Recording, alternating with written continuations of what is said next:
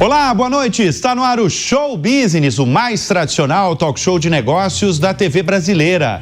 E no programa de hoje vamos receber Ricardo Faria, fundador e presidente do Conselho de Administração da Global Eggs, a holding que controla companhias líderes em ovos no Brasil, na Europa e nos Estados Unidos. Ricardo começou vendendo picolé nas praias de Santa Catarina e hoje produz mais de 13 bilhões de ovos por ano. O grupo faturou mais de 2 bilhões e 500 milhões de dólares no ano passado. Eu sou Bruno Meyer e seja muito bem-vindo ao Show Business que começa em instantes.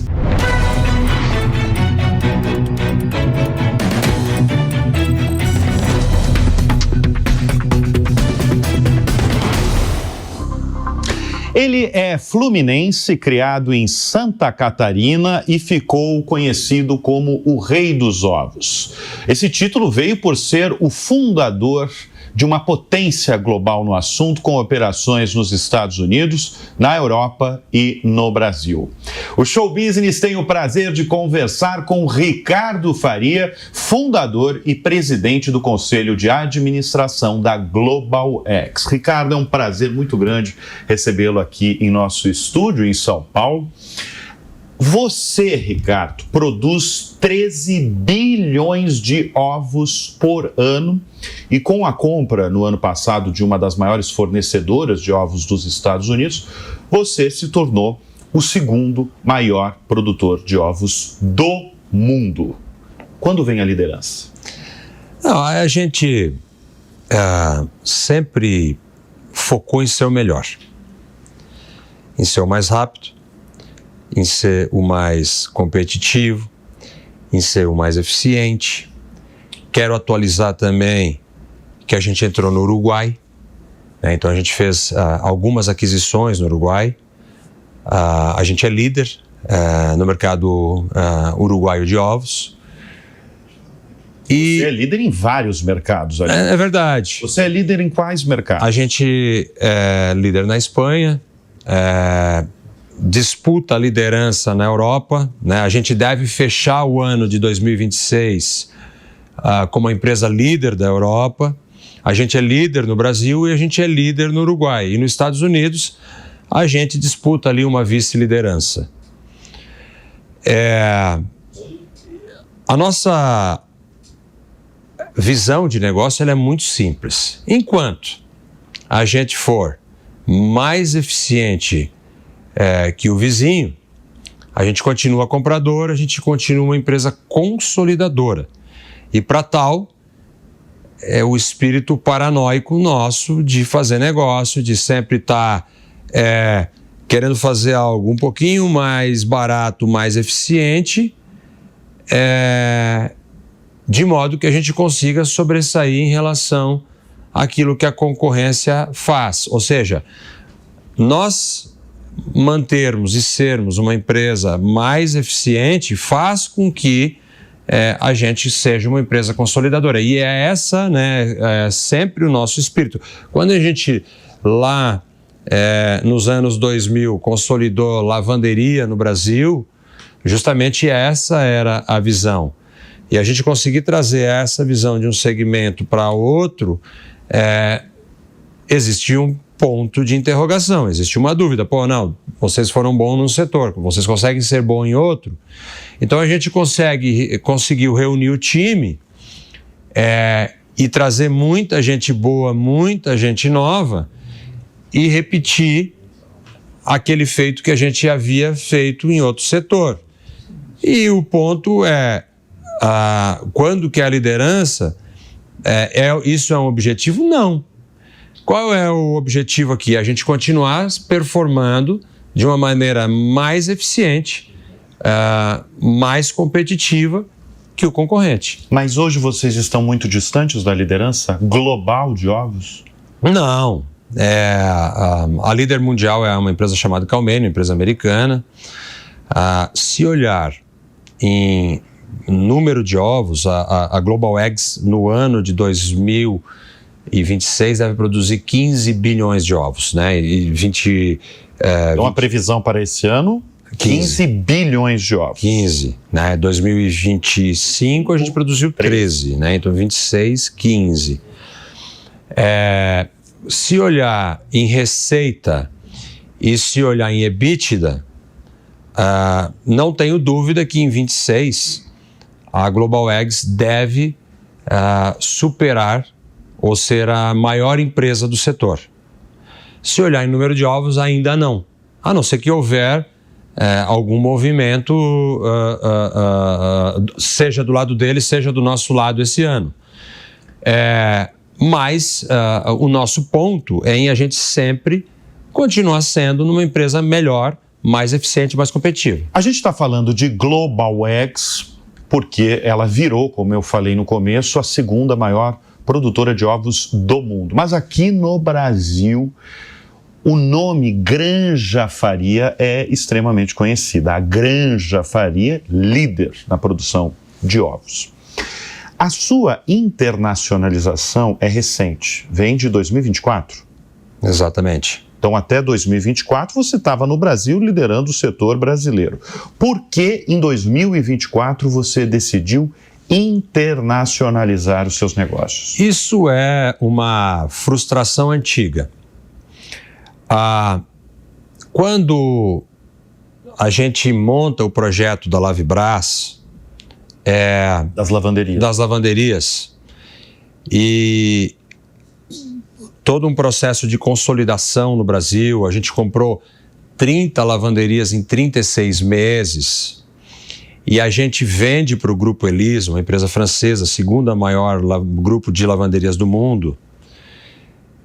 Fica uma alegria, né? Todo empreendedor brasileiro, ele quer realizar uma venda de uma empresa, né? O cara constrói um negócio e chega lá no final, alguém vem, valoriza essa construção e paga o valor. Mas fica a frustração da gente nunca ter feito um negócio grande fora do Brasil. O nosso modelo, nós julgávamos, era um modelo melhor do que os americanos tinham, melhor do que os europeus tinham. Mas, claro, eles eram muito maiores, estruturas de capitais muito mais sofisticadas, custo de capital muito mais baixo. Então fica essa frustração, né? Uma alegria por um lado, vendemos uma empresa maravilhosa, empresa líder, empresa super bem sucedida, empresa feita para durar, mas uma frustração da gente ter feito um projeto grande no Brasil e não grande no mundo. Quando eu venho com o projeto da Granja Faria aqui no Brasil, a partir de 2020, eu começo a pensar, cara, legal, a gente vai ser uma empresa bem sucedida no Brasil. Até naquela época a gente não era líder, né? Vinha a passos largos, crescendo mais do que a concorrência, mas definitivamente não era uma empresa ainda líder, em passos de. Então a gente começa a recrutar pessoas aqui no Brasil. O brasileiro é muito criativo, o brasileiro ele tem uma grande característica de se adaptar fácil, o brasileiro é flexível, o brasileiro é trabalhador. Então a gente começa agora, o brasileiro ele não é nômade, do tipo, tem uma oportunidade na Coreia do Sul, tem uma oportunidade no Japão, tem uma oportunidade na Austrália, uma oportunidade nos Estados Unidos, uma oportunidade na Europa. Não. Então a gente começa a trazer pessoas e parte da entrevista, né, de todas aquelas perguntas que a gente fazia era: se você precisar se mudar para a Arábia Saudita, você vai? Se você precisar se mudar para a Alemanha, você vai? Se você precisar se mudar para os Estados Unidos, você vai?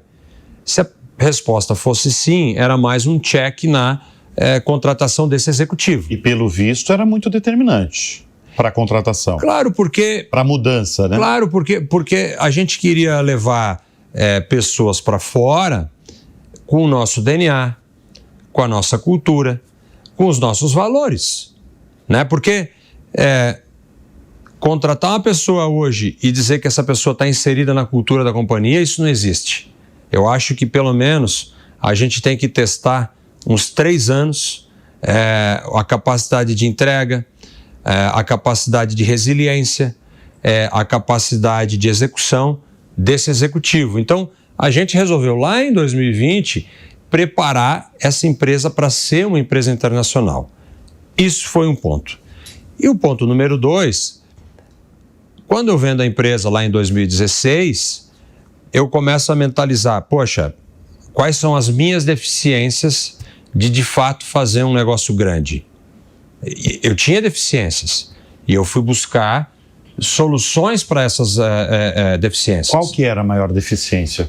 A minha grande deficiência, eu tinha um instinto de como fazer, mas eu não tinha o framework de como que eu coloco isso num modelo e eu consigo não só eu fazer, mas eu consigo ensinar 10, 20, 30, 40 pessoas a fazer exatamente aquilo que eu faço. Então, eu tinha essa deficiência de fazer um negócio escalável grande, eu vou para fora e busco para aquele meu instinto o que eu chamo de framework. O que eu chamo de como que eu coloco isso de uma maneira estruturada, qual é a minha visão, qual é a nossa missão, em especial quais são os nossos valores e quais são os pontos principais que a gente vai utilizar no nosso modelo de gestão, e eu consigo multiplicar isso na cabeça de várias pessoas, de modo que várias pessoas consigam executar isso em vários lugares do mundo, à medida que a gente for achando as oportunidades corretas. Você está falando tudo isso porque também você tem executivos e CEOs em cada operação no mundo, né? Você tem executivo na Espanha, você tem um CEO nos Estados Unidos, você tem um CEO no Brasil, você vai formando e treinando profissionais. E não só treinando, você tem um programa de estímulo para esses executivos, né? Com participação societária, inclusive, né? Claro, a gente é um partnership. A nossa empresa é uma empresa que distribui ações, ou seja, quando a gente fala que um dos nossos valores é visão e atitude de dono, muitas empresas, elas fazem, espírito de dono, mas o controlador controla 100%. A gente não é assim. A nossa empresa é um partnership, ou seja, qualquer pessoa que entre na empresa, ela tem todas as condições de virar sócio, dependendo, obviamente, de um ponto, que é a meritocracia. O que é a meritocracia? É a entrega, é a capacidade de execução, é o resultado a qual essa pessoa devolve para a companhia. Então, hoje a gente de fato tem um CEO no Uruguai, um CEO no Brasil, um CEO na Europa, um CEO nos Estados Unidos. Que são todos esses CEOs da nossa companhia, são sócios, de verdade. Então, quando a gente fala visão e atitude de dono, ele é dono de verdade, né? Ele faz parte da sociedade, faz parte da companhia. Deixa eu chamar a atenção para a trajetória do Ricardo Faria, que para mim é considerada aí uma das mais grandiosas entre os empreendedores brasileiros, e aí eu levanto para você. Você começou vendendo picolé nas praias de Santa Catarina. Como um fluminense, Ricardo, criado em Santa Catarina, que vendeu picolé nas praias de Santa Catarina, levantou esse império global com um faturamento anual acima de 2 bilhões de dólares? Não, então, um pouco antes do picolé, eu já colhia laranja num sítio do meu pai no final de semana e vendia numa obra na frente da minha casa. Ou seja, você sempre teve o espírito vendedor. E empreendedor. Exato. Depois eu começo a catar jornal, papelão. Na época se lia jornal, né? Não tinha o aparelho celular aqui. Isso daqui também? Não tinha. E vendia para uma empresa de reciclagem. Aí, quando tinha 8 para 9, eu estruturo melhor a minha atividade empreendedora e pego um carrinho de picolé, faço um negócio lá com uma dessas empresas de picolé que ele bota lá 150 picolés por dia lá e tu sai vendendo e tu tem um FII ali em cada picolé que se vende. Ali eu descobri o seguinte, que para ganhar um salário mínimo, eu não precisava ter uma carteira assinada, por exemplo. Eu fiz a minha carteira de trabalho novo, mas eu nunca tive uma carteira assinada. Nunca ninguém assinou a minha carteira. Eu resolvi trabalhar sempre por minha conta, sempre por conta própria. Ou seja, desde novo eu resolvi assumir riscos. E quando a gente está falando desde novo, é desde novo mesmo. Desde 8 anos. Desde 8 anos de idade. Vender picolé é 8 anos de idade. Então ali eu descobri que para ganhar um salário mínimo, eu não precisava trabalhar para ninguém. Né? Claro, na minha conta, naquela minha simplicidade de raciocínio, o que vinha na cabeça era um salário mínimo e eu ganhava ali tranquilamente um salário mínimo por final de semana vendendo picolé na praia. Né? Então essa era o meu modelo mental se forja ali dizendo o seguinte, olha, eu quero assumir o meu risco e eu vou trabalhar por minha conta e eu vou desenvolver oportunidades, alternativas de negócios que eu consiga fazer a diferença, mas vou trabalhar sempre por conta própria, por minha conta. 13 bilhões de ovos por ano. Agora, em 2026, 15 bilhões de ovos no ano. Você gosta desse título de rei dos ovos? Não. Não gosta? Não. Isso aí foi uma jornalista de Santa Catarina que primeiro fez esse título, né? E pegou, né? E eu tentei na época ali, não dar muita atenção para essa situação e tal, e o negócio foi indo e tal. Mas você não gosta do quê? Da palavra rei? Você não acha que é? Não sou. Não, eu não acho, não, eu não sou. Mas você é líder no Brasil, na Espanha, em vários mercados. Não, mas isso não me dá o título de rei. Eu acho que como que eu me vejo, né? Eu me vejo como uma pessoa com uma capacidade de trabalho muito maior do que a média. Eu me vejo com uma capacidade de resiliência muito maior que a média, né? Ser empresário, ser empreendedor é ter resiliência, porque as coisas assim, elas não acontecem. Algumas pessoas de vez em quando me perguntam, Ricardo, qual foi o pulo do gato? Cara, sinceramente, Bruno, eu nunca tive esse tal pulo do gato. As minhas coisas sempre, começaram aqui, aí foi um pouquinho, aí melhorou mais um pouco, aí a gente deu um outro passo, aí deu mais um passo, aí deu outro passo, aí deu um outro passo, um passinho um pouquinho maior. E aí eu tenho uma sentença que eu uso dentro da empresa, que é o meu conceito de sorte. Sorte é tudo aquilo que a oportunidade apareceu e que eu estava preparado. Esse é o meu simples conceito do que é sorte. Então, assim, eu tive sorte na vida, sim, para todas aquelas coisas que eu me preparei. Né? Por exemplo, Bitcoin. Eu comprei Bitcoin lá a $1 e agora lá está $100 mil? Não, porque eu não me preparei para ser um operador de Bitcoin ou de blockchain. A ação da NVIDIA. Eu comprei a ação da NVIDIA? Não, né? Porque eu não sou exatamente essa pessoa. Agora, a oportunidade de entrar no segmento de ovos e fazer esse negócio crescer, eu fui bem sucedido? Sim, porque eu fui preparado para esse tipo de situação, de repetição, de execução, de consistência, de fazer time, de escalar um negócio. Então, para mim, muito claramente, essa é a definição disso aí tudo. Você está falando de investimento, você está falando de criptomoedas, você está falando de investir na empresa mais valiosa do planeta, que é a NVIDIA. Agora eu gostaria de falar de dinheiro com você, porque você tem um patrimônio calculado em 17 bilhões e 400 milhões de reais, segundo a revista Forbes. Ou seja, você é um dos homens mais ricos do Brasil. Como é que você lida com tanto dinheiro? Não, eu nem sei, isso aí eu nem sei quanto que eu tenho. Eu acho que se puxar o meu bolso aqui, talvez tenha R$50. Vamos esquecer do bolso. Vamos ver o que está no banco investido. Não, então, eu tive a capacidade de novo fazer uma venda de uma empresa muito bem sucedida, né? E claro que quanto mais novo a gente consegue fazer esses movimentos, mais escalável vira o nosso negócio.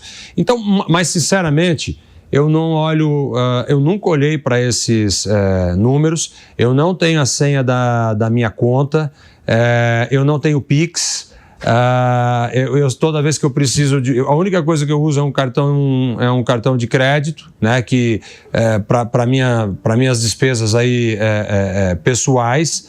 Então é uma coisa que eu nunca fiz conta, né, do que eu tenho ou deixo de ter. O que eu acho é que a nossa empresa tem que ser eficiente, tem que ser feita para durar e tem que ter um resultado significativamente melhor do que os nossos pares. Para todos os bilionários que passam aqui no programa, eu faço a mesma pergunta. Você gosta de investir no quê? Você gosta de investir no mercado financeiro?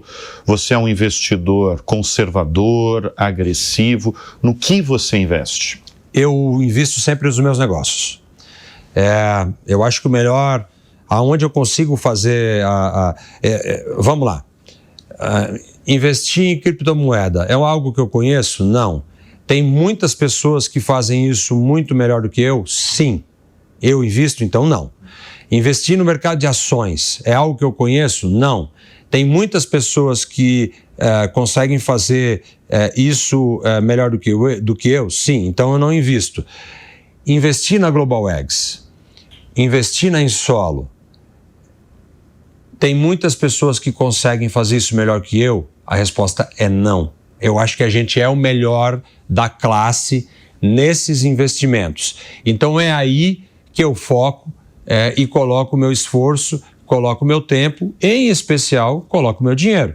Então, a gente e eu invisto em todos os negócios que eu consigo fazer a diferença.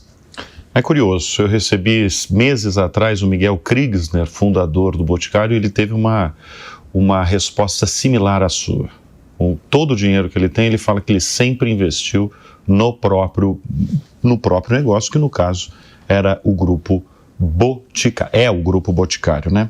Agora eu gostaria de falar com você sobre o cerne do seu negócio, o ovo. Para você, o que precisa para o ovo brasileiro, o ovo no Brasil, se tornar o produto mais desejado aí, assim, seguindo os passos de outros segmentos de proteínas animais? Não, vamos lá. O ovo... Falo especialmente da carne bovina e do frango brasileiro. O ovo, ele tem um viés um pouco diferente da carne bovina e do frango. Porque o ovo tu tem embalagens, né? Então o ovo, ele acaba se tornando uma categoria. Né? Ao longo do tempo, o ovo se torna uma categoria. Por quê? Porque os hábitos alimentares eles vão se modificando. Então hoje, a gente tem o ovo orgânico, o ovo caipira, o ovo de galinha livre, o ovo vitaminado através de vitamina A, B, C, D, selênio, ômega 3, o ovo gourmet. Então, e o consumo de ovo no Brasil e no mundo, ele vem de uma maneira constante e linear crescendo. Por quê? Porque as pessoas querem ficar cada vez mais saudáveis.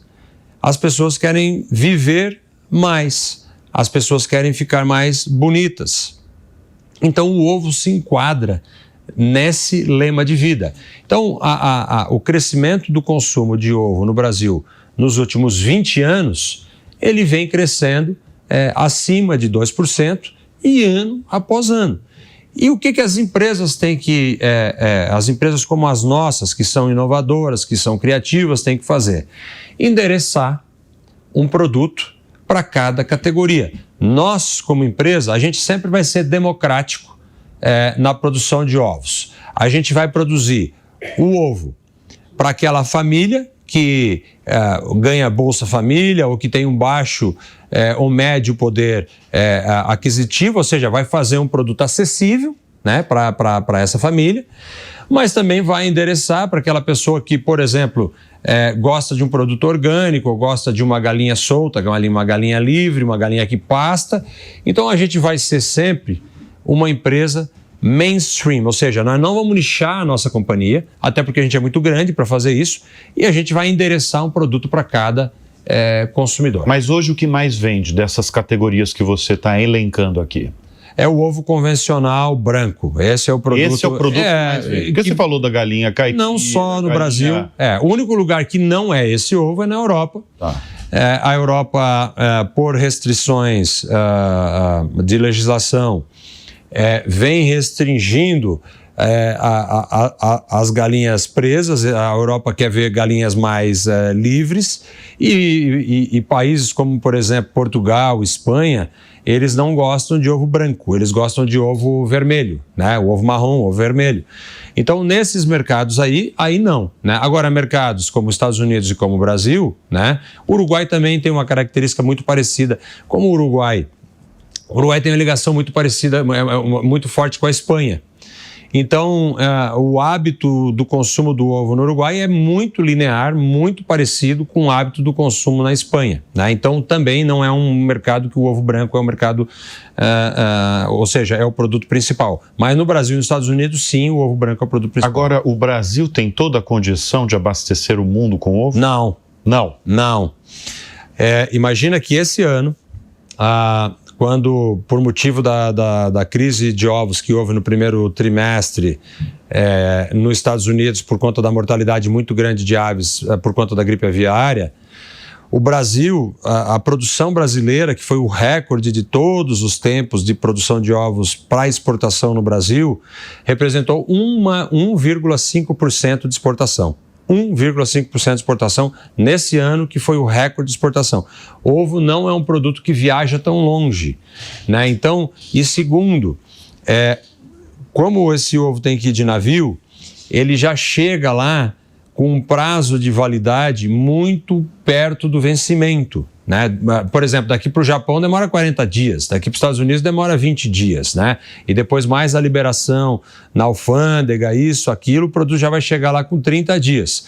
Então a gente não enxerga, e eu não posso congelar o ovo diferente do que você faz com a carne, por exemplo, né? Ou com suco de laranja e tal. Não tem a mesma, são níveis de validades diferentes, distintos. Então a gente não enxerga como o Brasil um grande exportador de ovo, porque o ovo não vai ser um produto vastamente exportado, sendo que tem que atravessar um oceano para atingir o outro lado. Mas falando especificamente da Granja Faria, desde antes ali de 2024, quem eram os principais mercados? Não, claro, aí nós temos um outro segmento, que é o segmento de ovo fértil. Aí sim, a maioria desse produto é exportada por uma simples razão. Vai de avião, é um produto de alto valor agregado, né? Então a gente exporta aí já exportamos para mais de 20 países, vários países da África, vários países da Europa, todo o Oriente Médio, vários países aqui da América Latina, Estados Unidos.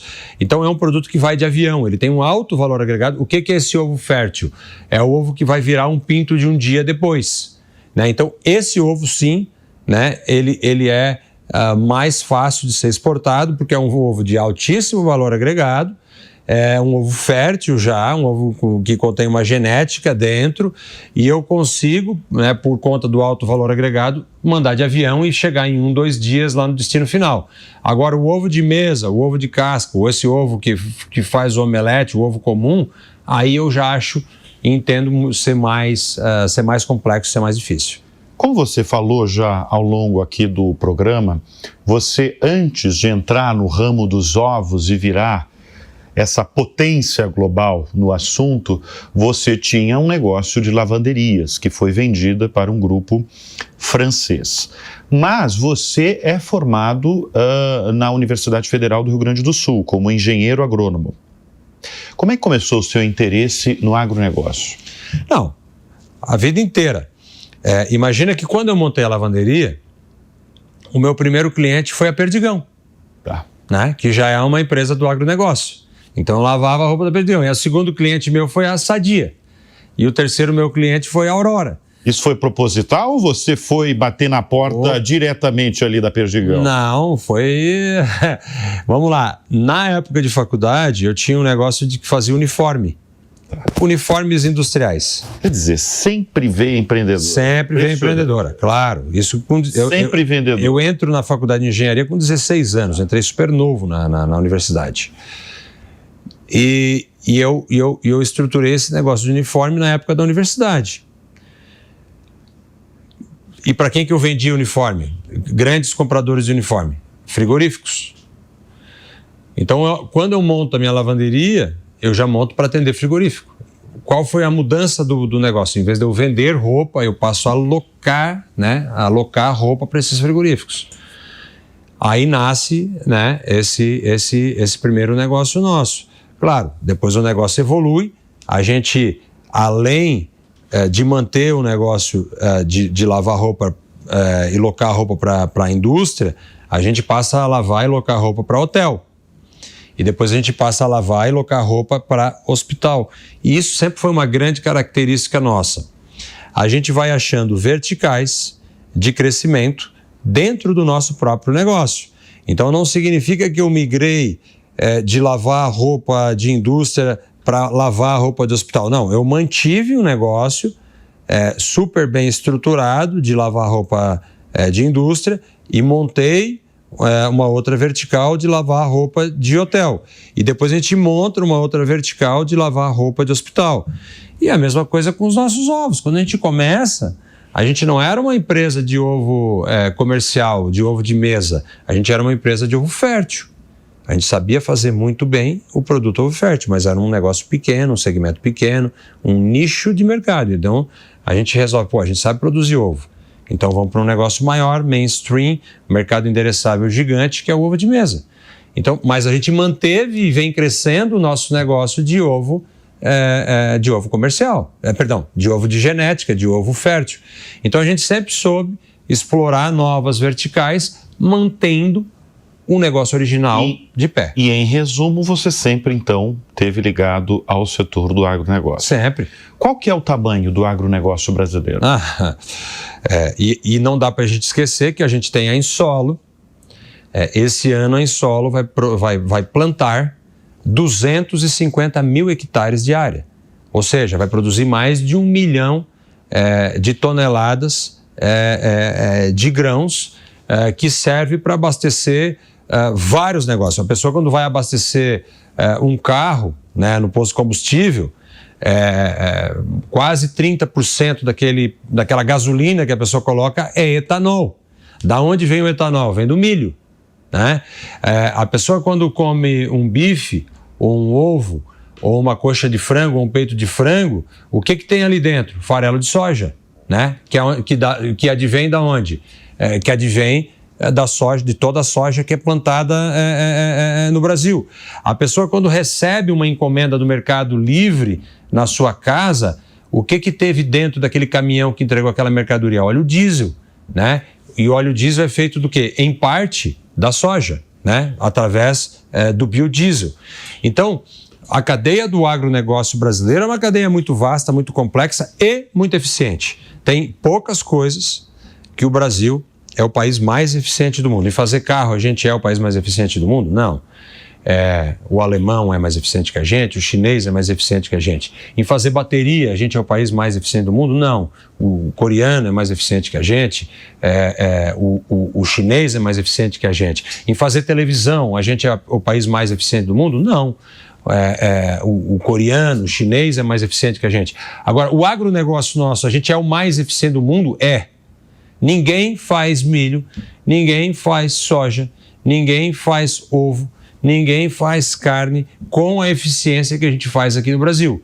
Várias características naturais e vários desenvolvimentos que o Brasil, através de áreas de pesquisa, como, por exemplo, a Embrapa, e como, por exemplo, a capacidade incrível de adaptação do agricultor brasileiro, fez com que a gente tivesse e tem o agronegócio mais eficiente do mundo, mais sustentável do mundo, um agronegócio com carbono muito baixo, um agronegócio com a capacidade circular muito alta e um agronegócio com uma capacidade de sustentabilidade que o mundo inteiro não consegue ter.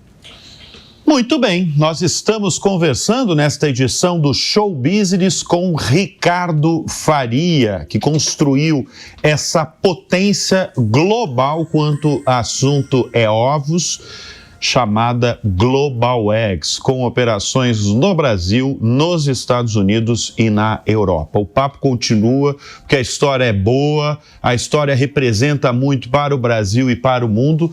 A gente só vai fazer um breve intervalo e volta em instantes.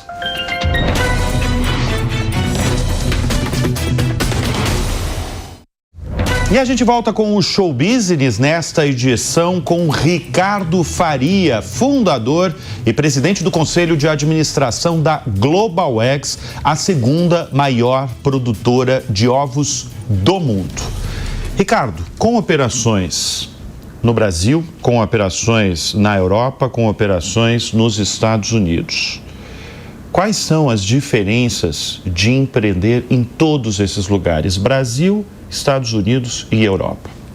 Não, é bem diferente. Eu vejo... o Brasil, imagina que tu tá numa canoa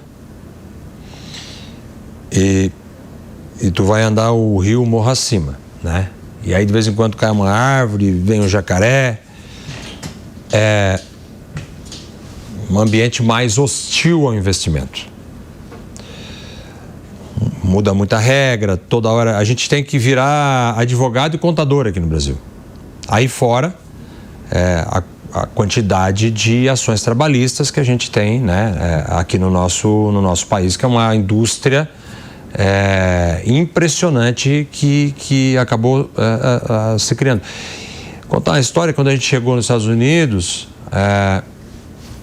a gente, vem cá, cadê o jurídico aqui da empresa? Não tem jurídico a nossa empresa lá. E a nossa empresa lá nos Estados Unidos é 3 vezes maior que a empresa brasileira. Não tem jurídico. A gente tem 0 ações trabalhistas nos Estados Unidos. Nenhuma.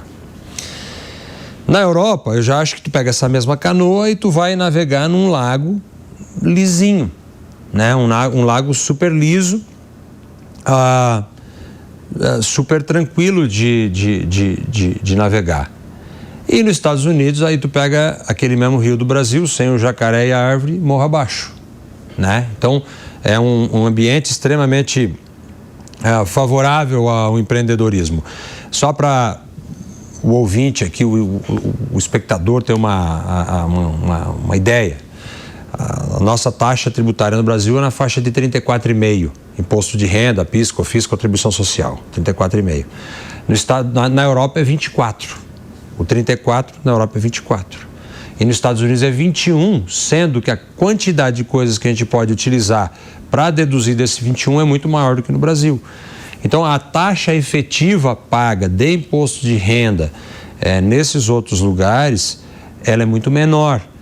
E o que significa para uma empresa que gosta de crescer, que gosta de reinvestir como a nossa? Mais investimentos, mais crescimento, né? Então, me parece, né, que se a gente conseguir pegar essa taxa tributária aqui e reduzir para cá, o que um empreendedor de uma maneira natural vai... Porque empreendedor é aquele cara... Eu acho que eu sou um exemplo de empreendedor. Eu vendo uma empresa lá em 2016 e pego, todo o meu dinheiro e reinvisto para continuar fazendo crescimento, para conseguir continuar fazendo... Das duas, uma, eu sou louco ou eu sou empreendedor, né? Então, o empreendedor é aquela pessoa que sempre quer reinvestir, sempre quer fazer mais. É um estado de espírito. E eu acho que os países, os governos, eles precisam achar maneiras de como fazer essa parte das pessoas que têm essa cabeça... E o Brasil tem um pensamento empreendedor. O brasileiro tem esse pensamento empreendedor. Porque o brasileiro se vira, O brasileiro é aquele cara que ele tem aquele pequeno negócio, tem a motinho dele para fazer entrega, tem a carrocinha de pipoca, tem o carrinho de picolé, tem o barzinho da esquina, uma pequena metalúrgica, até as empresas maiores aqui, né? Que do Brasil foram para o mundo e deram certo. A gente tem excelentes exemplos, né, de empresas que foram bem-sucedidas no Brasil, né? Vamos pegar, por exemplo, a Brahma e a Skol, que virou a Ambev, hoje é a maior empresa de cervejaria do mundo. A JBS, que era uma empresa local e foi para fora do Brasil, virou a maior empresa de carnes do mundo. A Gerdau, que era uma empresa lá do Rio Grande do Sul, foi para o mundo, eu não sei se é a maior do mundo, mas deve ser uma das maiores do mundo, né? Nós, que era uma empresa local de produção de ovos, hoje é a segunda maior empresa do mundo. Então, tem vários exemplos aqui no Brasil de que quando a gente sai e vai para outras geografias, a gente consegue se sobressair utilizando a nossa capacidade que a gente aprendeu aqui de adaptação e tal. Agora, eu entendo que se reduz essa carga tributária, se reduz esse peso em cima do empreendedor, naturalmente, esse camarada não vai comprar um barco. O camarada vai pegar esse dinheiro e vai comprar mais uma empresa, vai comprar mais uma máquina, vai comprar o segundo carrinho de pipoca, né? Vai comprar mais um barzinho do lado dele, vai pegar um predinho velho, reformar e faz uma filial da pizzaria dele. Então eu acho que tirar um pouco, ou muito, ou todo o peso das costas do empreendedor vai fazer com que o dinheiro gire mais rápido, com a economia gire mais rápido e que com mais oportunidades apareça para a gente transformar de uma maneira sustentável a vida das pessoas. Agora, você falou de alguns problemas em se fazer negócios no Brasil. E um dos temas que mais chamou a atenção, tema em alta aí aqui no programa Show Business, com vários empresários de diferentes setores da economia produtiva brasileira, é um certo apagão de mão de obra no Brasil. E você, nos últimos tempos, deu o que falar, porque você declarou para um jornal que as pessoas estão viciadas no Bolsa Família aqui no Brasil. Para você, o que explica, afinal, esse apagão de mão de obras no Brasil? Então, várias regiões do Brasil já estão com pleno emprego. Então, quando a gente olha o Rio Grande do Sul, quando a gente olha Santa Catarina, já são regiões brasileiras que elas já estão em pleno emprego. Pleno emprego significa 3, 4% de desemprego, porque tem 3, 4% das pessoas que estão mais tranquilas, não está pensando em procurar um emprego amanhã, em se recolocar amanhã, então está filtrando melhor essa questão. Ou seja, se eu precisar de 20 pessoas, 50 pessoas, 100 pessoas para fazer uma expansão, eu não consigo. Isso é o pleno emprego. Como que esse movimento se dá no mundo? Como que se cobre isso nos Estados Unidos, por exemplo? Nos Estados Unidos se cobre isso de duas maneiras. Uma é a migração de pessoas de um estado para outro, ou a imigração de fora dos Estados Unidos, mexicanos, venezuelanos, pessoas de outros países. Na Europa, da mesma maneira, né? Como que se cobre um déficit de mão de obra em determinado país, né? Se supre isso de pessoas da Romênia que vêm morar na Espanha, da Romênia que vêm morar na Alemanha, ou pessoas da América do Sul, da América Central, ou inclusive do Oriente Médio, ou de países da África que vêm suprir essa necessidade. Naturalmente, o que poderia acontecer no Brasil? Pessoas de outras regiões com um desemprego maior migrarem, né, para regiões com a quantidade de vagas maiores, né? Ou seja, uma região cobrir a necessidade da outra. Então, qual eu acho que é o grande desafio? A gente conseguir atrair mais pessoas, mais jovens, da instrução, da educação, da treinamento e trazer essas pessoas para cobrir o apagão de mão de obra que a gente naturalmente vem vendo. E imagina o seguinte, como que a gente vai expandir a capacidade econômica do país, expandir a atividade do país, se a gente tem uma dificuldade de mão de obra. Então, acho que esse é um tema a ser endereçado.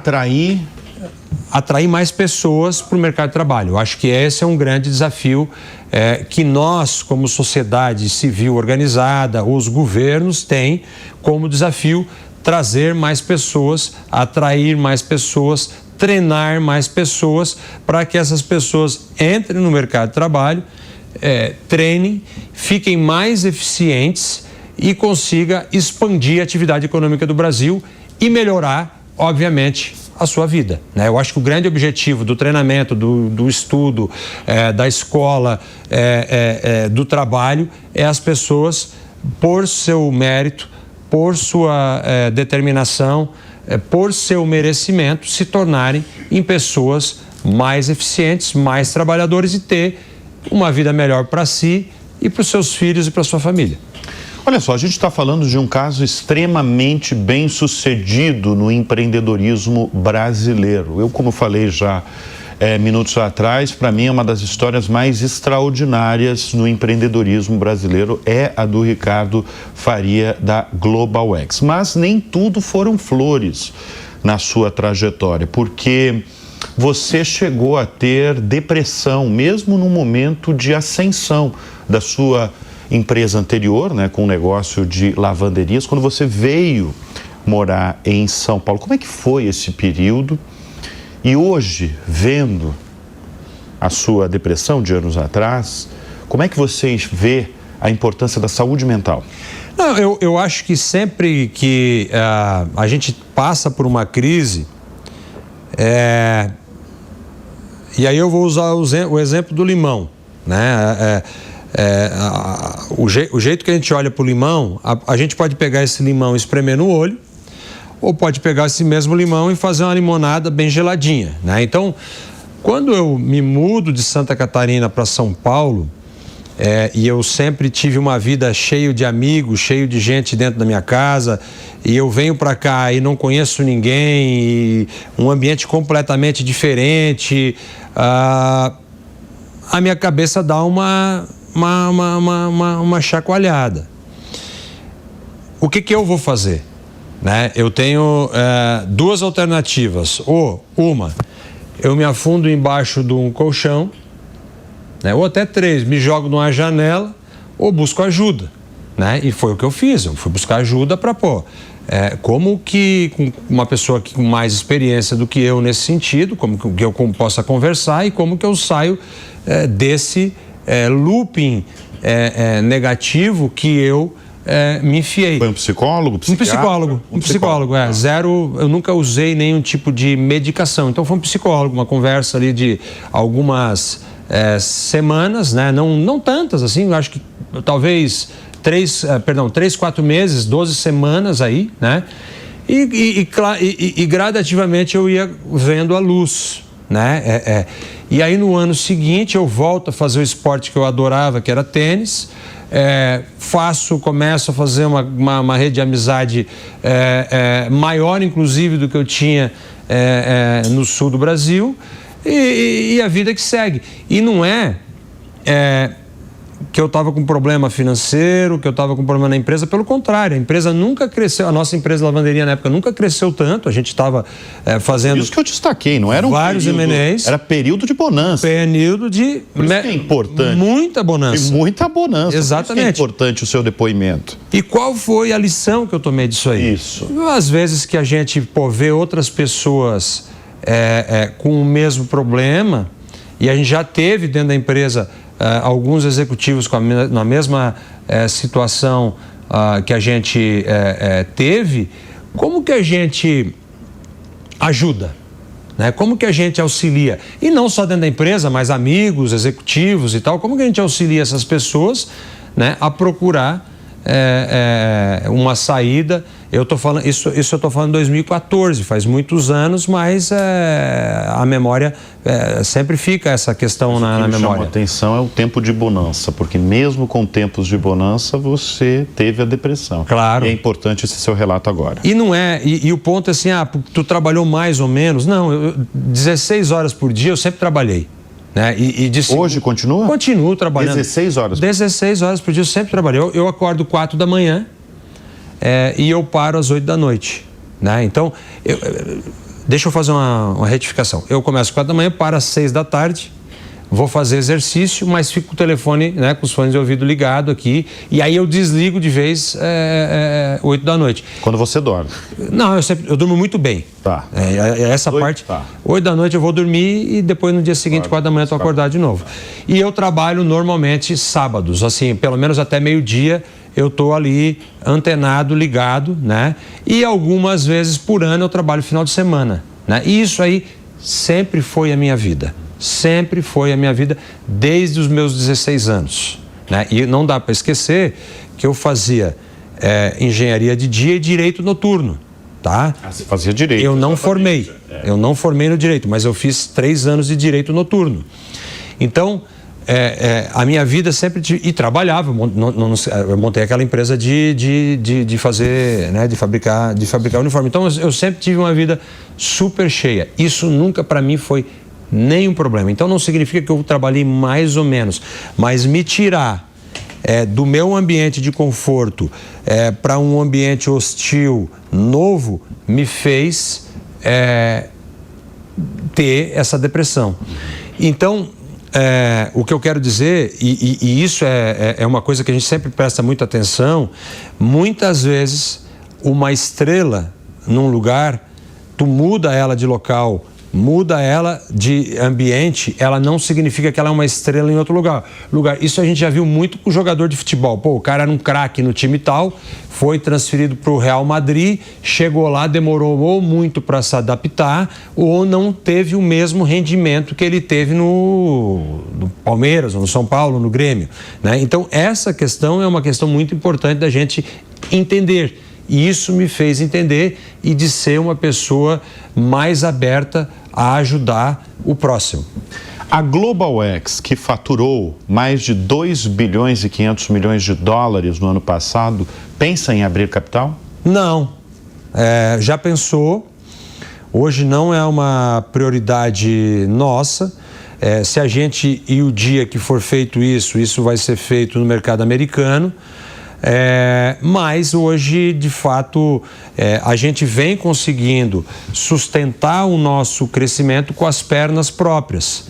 Né? Então, a gente lá atrás achava que trazer um capital era importante, mas hoje, através dos bons resultados que a gente vem colhendo nos últimos anos nossos de operação, a gente entende que a gente vai conseguir continuar fazendo o crescimento que a gente precisa fazer com as nossas pernas. Então, isso aí deixou de estar no nosso horizonte. Os seus 2 filhos vão seguir sua carreira, a estrada na empresa? Não.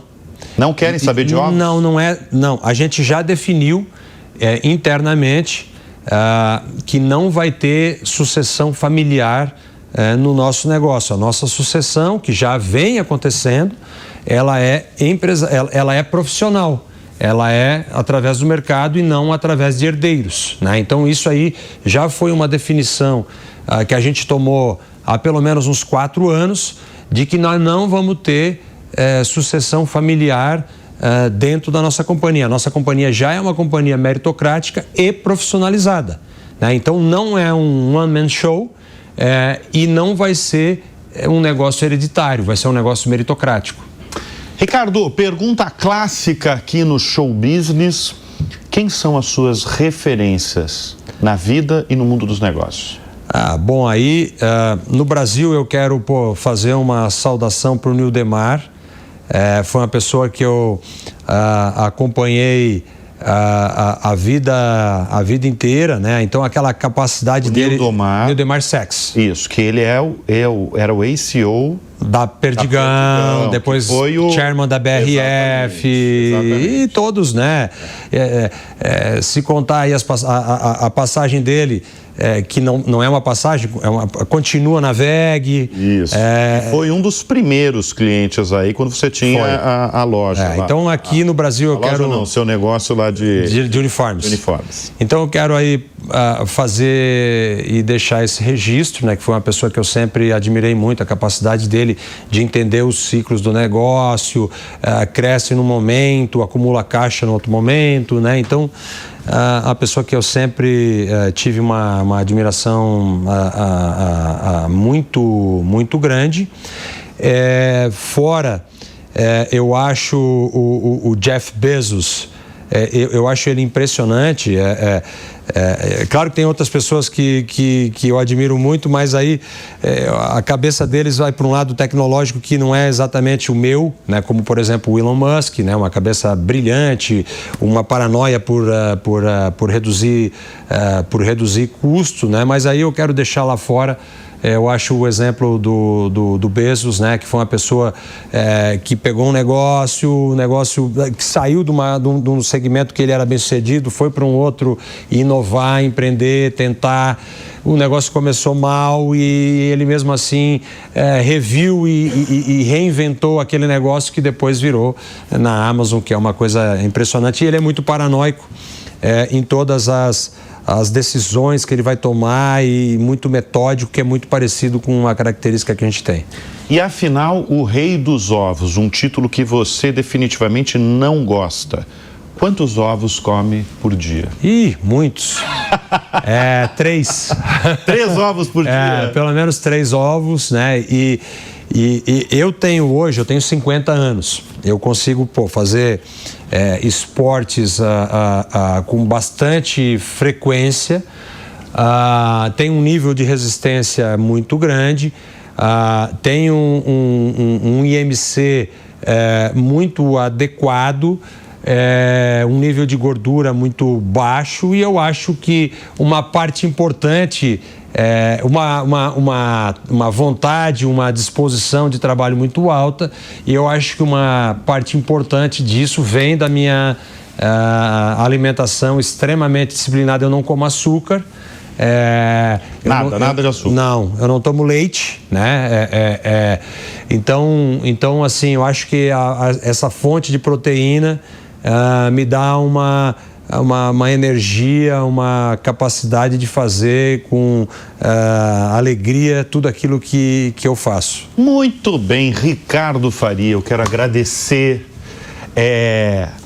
diante das câmeras a sua presença aqui em nosso estúdio. A gente já vem conversando há vários meses para realizar essa entrevista. Como você mora a maior parte do tempo nos Estados Unidos, não foi fácil, mas eu quero te agradecer publicamente a sua presença aqui no programa. Obrigado, viu? Bruno, parabéns aí pelo trabalho que tu desempenha, e para nós aí tá falando com o teu espectador é um privilégio.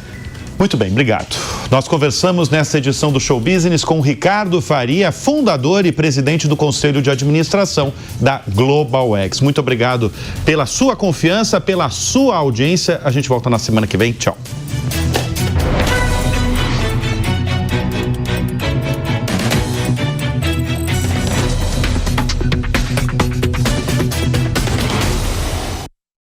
A opinião dos nossos comentaristas não reflete necessariamente a opinião do Grupo Jovem Pan de Comunicação. Realização Jovem Pan.